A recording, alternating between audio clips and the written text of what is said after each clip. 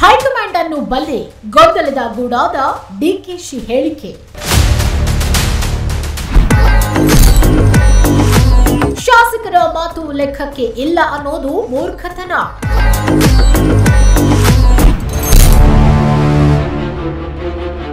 ಡಿಕೆಶಿ ಹೇಳಿಕೆಗೆ ಸಿದ್ದು ಆಪ್ತ ಕೆಎನ್ ರಾಜಣ್ಣ ತಿರುಗೇಟು. ನಾನು ಏನು ಮಾತನಾಡಿದ್ದು ಅದರಲ್ಲಿ ಏನಾದರೂ ತಪ್ಪು ಕಂಡುಹಿಡಿಯಲಾಗತ್ತೆ. ಸ್ವಲ್ಪ ದಿನ ಏನು ಮಾತನಾಡದೇ ಇರುವುದು ಒಳ್ಳೆಯದು ಅಂತ ಕೆಲವು ವಾರಗಳ ಹಿಂದೆ ಡಿಸಿಎಂ ಡಿಕೆ ಶಿವಕುಮಾರ್ ಹೇಳಿದ್ರು. ಆದರೆ ಮುಖ್ಯಮಂತ್ರಿ ಆಯ್ಕೆಯ ವಿಚಾರದಲ್ಲಿ ಡಿಕೆಶಿ ನೀಡಿರುವ ಹೇಳಿಕೆ ಮತ್ತೆ ಗೊಂದಲಕ್ಕೆ ಕಾರಣವಾಗಿದೆ.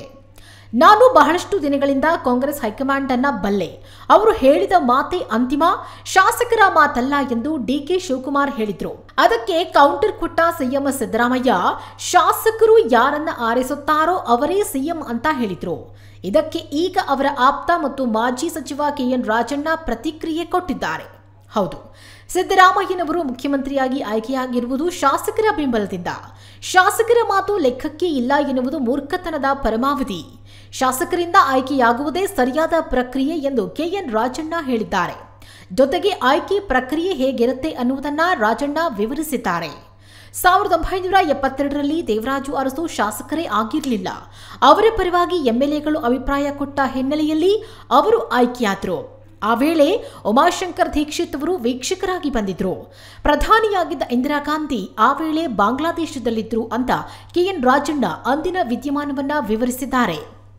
ಇನ್ನು ಕೆಎಚ್ ಪಾಟೀಲ್, ಚಿಕ್ಕವೀರಪ್ಪ, ಚನ್ನಬಸಪ್ಪ, ಅಜೀಜ್ ಸೇಠ್ ಗೋರ್ಪಡೆ, ಕೆಎಚ್ ರಂಗನಾಥ್ ಮುಂತಾದ ನಾಯಕರಿದ್ರು. ಇವರೆಲ್ಲರೂ ಸಿಎಂ ಅಭ್ಯರ್ಥಿಗಳೇ. ಉಮಾಶಂಕರ್ ದೀಕ್ಷಿತ್ ಅವರು ಎಲ್ಲಾ ಶಾಸಕರ ಅಭಿಪ್ರಾಯವನ್ನ ಪ್ರತ್ಯೇಕವಾಗಿ ಪಡೆದುಕೊಂಡು ಇಂದಿರಾ ಗಾಂಧಿ ಬಳಿ ಮಾತನಾಡಿದ್ರು ಅಂತ ಕೆಎನ್ ರಾಜಣ್ಣ ಹೇಳಿದ್ದಾರೆ. ಯಾರ ಪರವಾಗಿ ಶಾಸಕರು ಅಭಿಪ್ರಾಯವನ್ನ ವ್ಯಕ್ತಪಡಿಸಿದ್ದಾರೋ ಅವರ ಹೆಸರನ್ನ ಅಲ್ಲೇ ಘೋಷಿಸಿ ನೀವು ದೆಹಲಿಗೆ ಬನ್ನಿ ಅಂತ ಇಂದಿರಾ ಗಾಂಧಿ ದೀಕ್ಷಿತರಿಗೆ ಸೂಚಿಸಿದ್ರು. ಇದು 1972ರಲ್ಲಿ ನಡೆದ ಪ್ರಕ್ರಿಯೆ. 1978ರಲ್ಲೂ ಕೂಡ ದೇವರಾಜ್ ಅರಸರ ಪರವಾಗಿ ಶಾಸಕರ ಅಭಿಪ್ರಾಯವಿತ್ತು.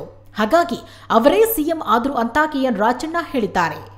1983ರಲ್ಲಿ ರಾಮಕೃಷ್ಣ ಹೆಗಡೆ ಆಯ್ಕೆಯಾಗಿದ್ದು ಕೂಡ ಹಾಗೆ. ಆ ವೇಳೆ ಬಿಜೆಪಿಯವರು 19 ಜನರಿದ್ರು, ಅವರಿಗೆ ಬೆಂಬಲವನ್ನ ಸೂಚಿಸಿದ್ರು. ಇದಾದ ನಂತರ ವೀರೇಂದ್ರ ಪಾಟೀಲರು ಆಯ್ಕೆಯಾಗಿದ್ದು ಕೂಡ ಇದೇ ಪ್ರಕ್ರಿಯೆಯ ಮೂಲಕ ಅಂತ ಕೆಎನ್ ರಾಜಣ್ಣ ಅಂದಿನ ವಿದ್ಯಮಾನವನ್ನ ವಿವರಿಸಿದ್ರು. ಇದಾದ ನಂತರ ಎಸ್ಎಂ ಕೃಷ್ಣ ಬಂದಾಗಲೂ ಶಾಸಕರ ಅಭಿಪ್ರಾಯವನ್ನ ತೆಗೆದುಕೊಂಡೇ ಸಿಎಂ ಆಯ್ಕೆಯನ್ನ ಮಾಡಲಾಯಿತು. ಆ ವೇಳೆ ಮಲ್ಲಿಕಾರ್ಜುನ ಖರ್ಗೆಯವರು ಸಿಎಂ ಸ್ಥಾನದ ಪೈಪೋಟಿಯಲ್ಲಿದ್ರು. ಆದರೆ ಖರ್ಗೆಯವರಿಗೆ ಅವಕಾಶ ದೊರಕಲಿಲ್ಲ. ಇನ್ನು 2013ರಲ್ಲಿ ಸಿದ್ದರಾಮಯ್ಯನವರನ್ನ ಆಯ್ಕೆ ಮಾಡಿದ್ದು ಇದೇ ರೀತಿ. ಆಂಟನಿ ಅವರು ವೀಕ್ಷಕರಾಗಿ ಬಂದಿದ್ರು.